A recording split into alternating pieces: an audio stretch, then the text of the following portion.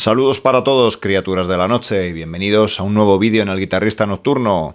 En este vídeo vamos a hablar de un álbum muy especial. Para muchos, en la larga y dilatada carrera de los Kiss, seguramente su momento más álgido esté en la publicación de ese fantástico Alive y esa trilogía que siguió, desde Destroyer hasta Love Gun.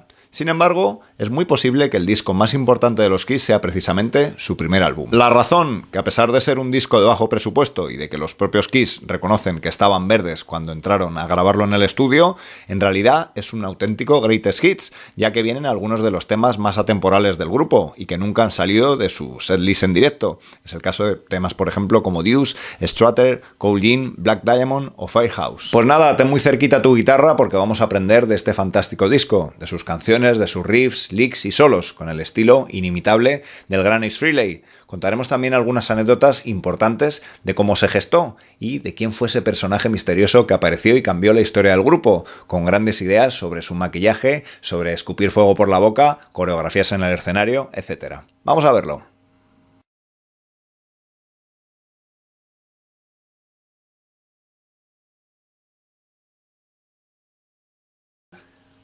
Imagínate que tocas en una banda del montón, que era lo que era Kiss antes de 1973, y aparece alguien en el camerino que te dice que quiere trabajar contigo, que tiene grandes ideas y que le ha gustado mucho tu concierto. Esto es lo que era la figura de Bill Aucoin, el que acabó siendo su manager y que desde luego cambió su carrera para siempre. No solo les prometió un contrato discográfico en solo 2 semanas, como así lo cumpliría, y es un poco el objetivo de este vídeo, analizar ese primer disco, sino que traía grandes ideas, sobre todo en ese aspecto escénico también de Kiss. Por supuesto, ellos ya utilizaban el maquillaje en el escenario, pero fue idea de Bill Aucoin el hecho de que nunca se lo quitaran para el público, es decir, que la gente no supiera en realidad de quiénes eran ellos sin maquillaje, algo que desde luego cambió también la carrera del grupo. Tuvo grandes ideas, como por ejemplo grabarles en vídeo para que ellos se vieran y un poco estudiaron los movimientos en el escenario. Esas coreografías que muchas veces veíamos en los conciertos antiguos en temas como Deuce fueron trabajadas, ¿no? Ya gracias a esa cámara de vídeo, ¿no? que ponían en los ensayos y que hizo que el grupo pues pudiera trabajar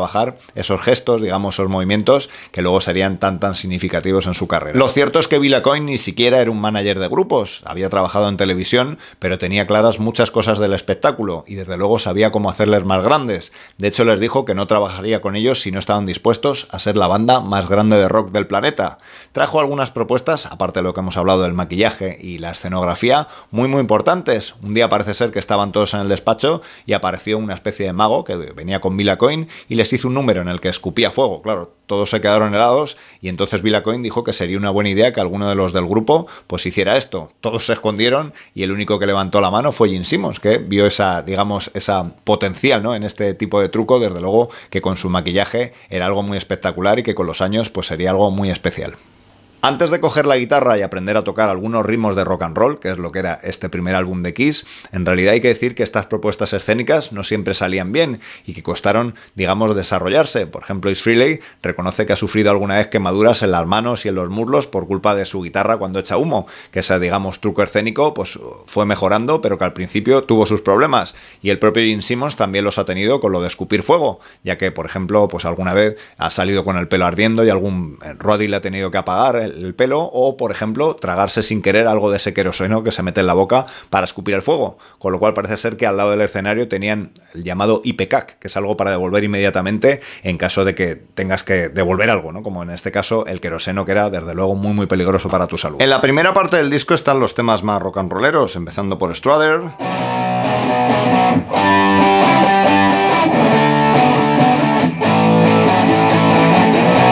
esa progresión en la que en realidad encontramos 4 acordes mayores, los de Si mayor, Sol mayor, Re mayor y La mayor. A una de las guitarras va a ir haciendo ese ritmo característico de rock and roll, ¿no? Con quintas y sextas.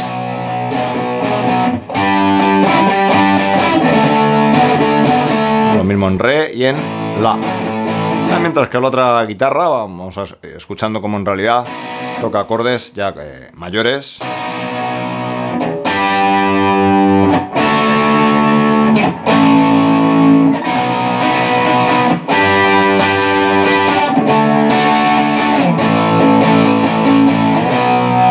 En su segundo tema, por ejemplo, Nothing to Lose, ¿no? Donde vemos tanto los estribillos, ¿no? Donde vamos a encontrar ese ritmo de rock and roll.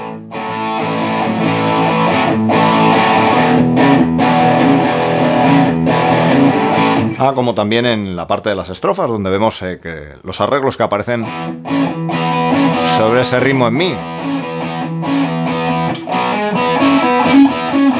Donde vamos a encontrar ese estilo muy Rolling Stone, ¿no? Muchos arreglos de las canciones.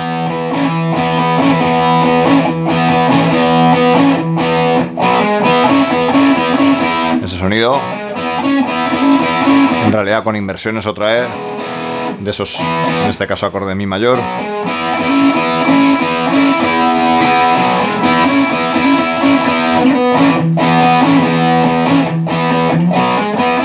Intros como las de Let Me Know no dejan duda del estilo que Kiss tocaban en aquella época, ¿no? Con esta intro.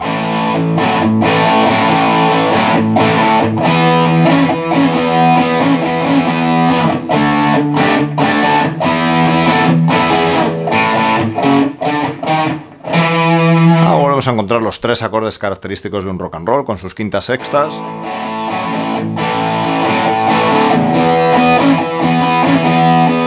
Y con esos arreglos ya con inversiones, con acordes de cuarta suspendida.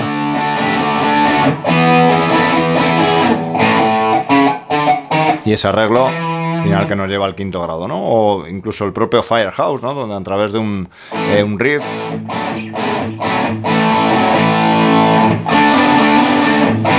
vamos a encontrar otra vez los 3 acordes de un rock and roll, la, en este caso re, con bajo en esa quinta cuerda en la, y el acorde de mi otra vez con esa quinta en la. De vuelta otra vez a re. Es prácticamente el mismo ritmo un rock and roll, ¿no? Lo que pasa es que pasa por...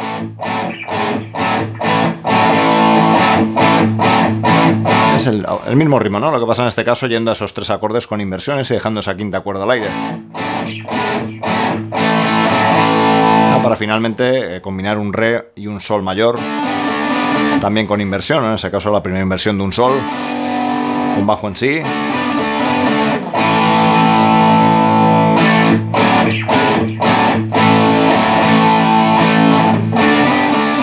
En cuanto a la grabación del disco, decir que los propios Kiss reconocen estar muy verdes cuando entraron en el estudio. Era la segunda vez que lo hacían, ya que habían grabado una maqueta previamente con el productor Eddie Kramer. Este no pudo estar para este primer disco y dice, según Paul Stanley en su biografía, que estuvieron todo el rato dependiendo de productor y de técnicos, ya que evidentemente era un ambiente que todavía era muy inexperto, ¿no? No sabían todavía grabar. De hecho, parece ser que grabaron todo el disco prácticamente en directo, todos tocando a la vez, y luego se fueron añadiendo overdubs.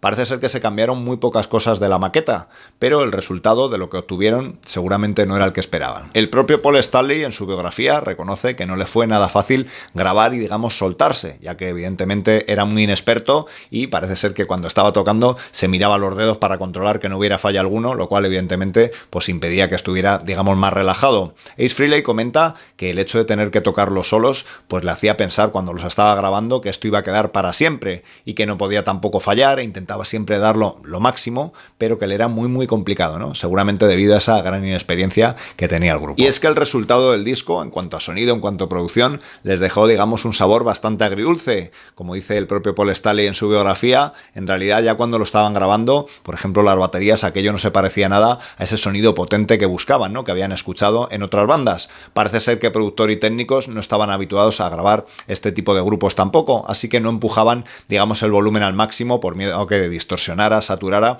y quedara mal al final de la mezcla, con lo cual digamos que todo quedó reducido a un menor volumen y a, digamos, menor intensidad. El propio Paul Stanley dice que incluso las guitarras le suenan flojillas, el bajo de Gene Simmons está muy perdido y no se aprecian los arreglos, y en general pues eso, que todavía ha quedado con poca intensidad y con poca pegada. Seguramente lo que salva al disco evidentemente son las canciones, ¿no? Esas canciones que desde luego son míticas y que han quedado ya, como digo, en el repertorio del grupo durante años y años. Desde luego no podemos decir que este primer disco de Kiss sea un disco muy técnico a la hora de tocarse la guitarra. Luego hablaremos del estilo de Ace Frehley, que ya está muy bien representado en los solos en este disco. Podemos encontrar algunos riffs muy interesantes e incluso algunas melodías a 2 guitarras muchas veces olvidadas, como está en el tema Love Theme from Kiss. Sin duda los riffs que aparecen en el disco son bastante sencillos, es el caso de Cold Gin.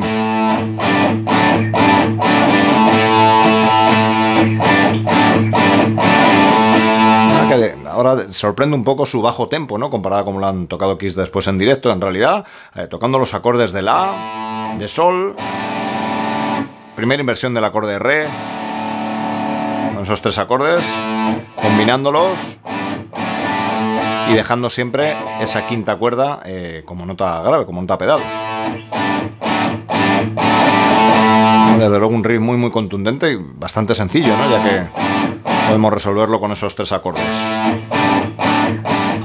El otro riff que aparece en Cold Gin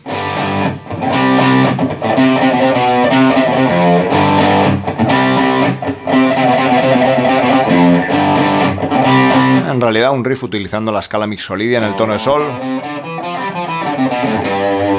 Va a estar basado en los acordes de sol, do y en esa línea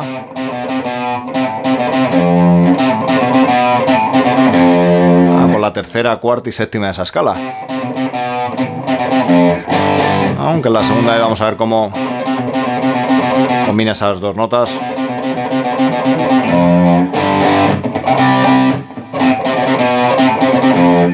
Vamos a ver cómo después lo suben de tono al tono de la, ya con los acordes de la y re.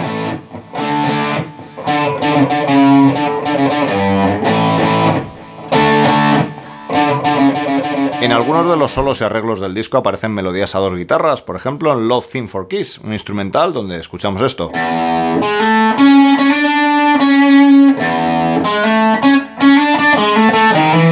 En realidad utilizando otra vez parte de la escala mixolydia ahora en el tono de mi, un sonido que nos puede recordar a los Allman Brothers con esas dos guitarras que ahora escuchamos, ¿no? La primera, esa melodía principal, utilizando ahí hammer-ons, el traste 6 al traste 7, las tres cuerdas, tercera, cuarta y quinta. Vemos cómo utilizar una séptima menor, pero también una séptima mayor al final, ¿no?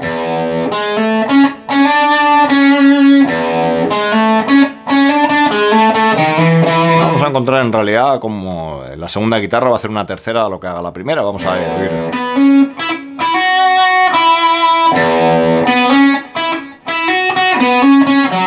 De cada nota que tocaba la primera guitarra escuchamos una tercera por encima a esa segunda guitarra.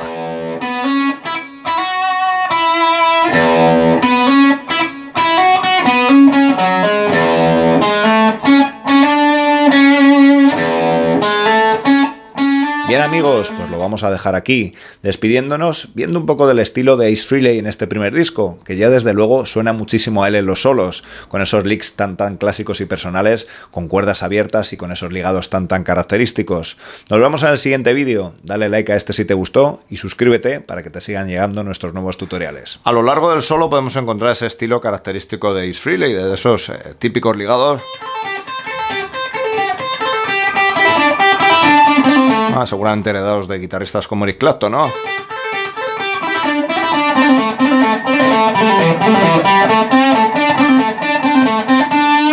Los característicos bendings con algo de staccato. El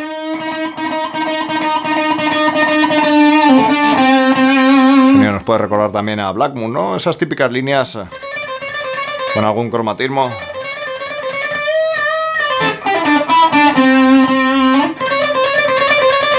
Por ejemplo con en un tema como Strutter, ¿no? O esos característicos licks con cuerdas abiertas, ¿no? Utilizando ligados, ¿no? Ese tipo de sonido ya está en ese primer disco, ¿no? Si por ejemplo escuchas el tema Firehouse encontrarás una línea como esta.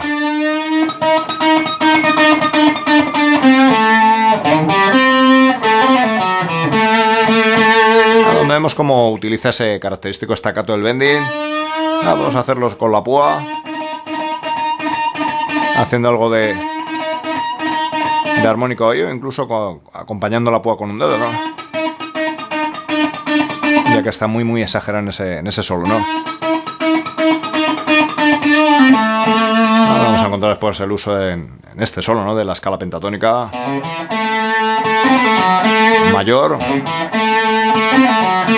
combinada con la escala menor, escala pentatónica menor.